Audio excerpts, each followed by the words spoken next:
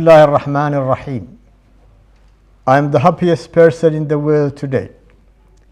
The historic address on the recognition of the Republic of Somaliland. Excellencies, all world leaders, distinguished delegates, partners, all Somalilanders.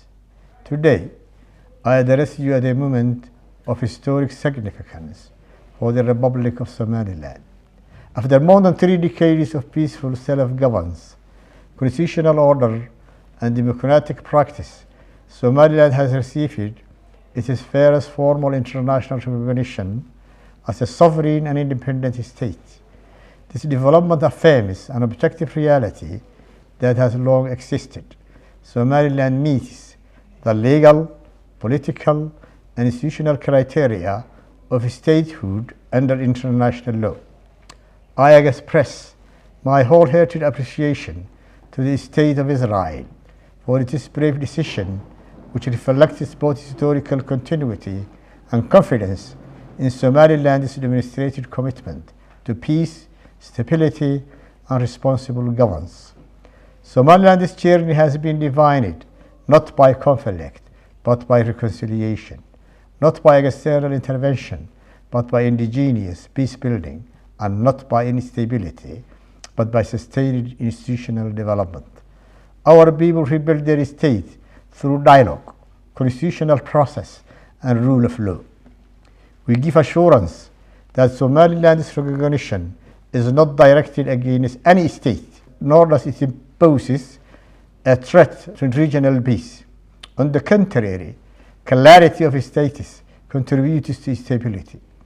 A recognized Somaliland strengthens cooperation, enhances security, and supports economic integration in the Horn of Africa and the Red Sea region.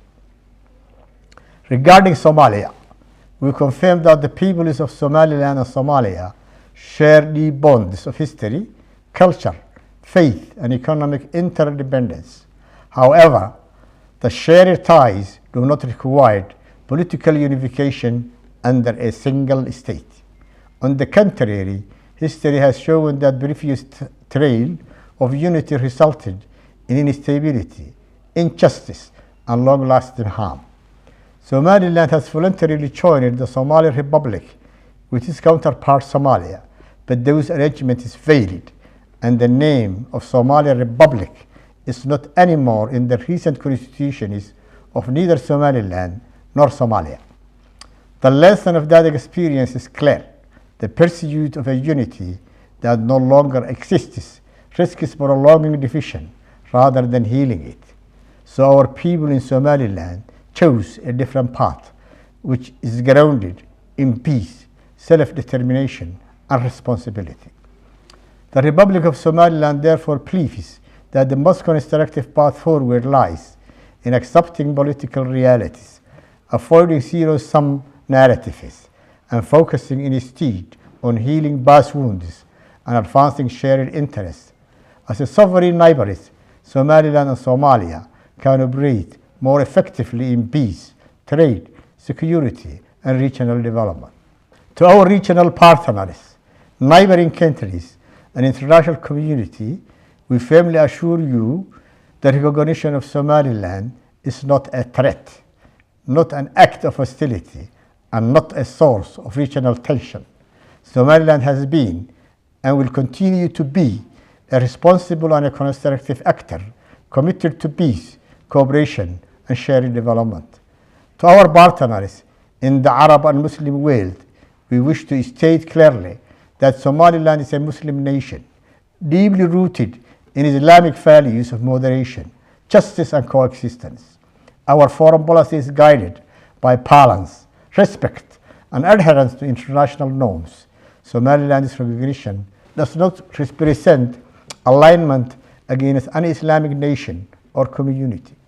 Somaliland remains committed to peaceful coexistence, constructive diplomacy, and mutually respectful relations with all neighboring countries and UN members in accordance with the principles of sovereignty, territorial integrity, and international law. To the United Nations, African Union, IGAD member countries, the League of Arab States, the Organization of Islamic Cooperation, and the Commonwealth and international partners will reaffirm Somaliland's readiness to be admitted to a full membership in all international and regional organizations to fulfill the responsibilities that such membership entails. Somaliland respectfully invites member states and international institutions of the above-mentioned organizations to engage with Somaliland because of facts, international law, and shared interests.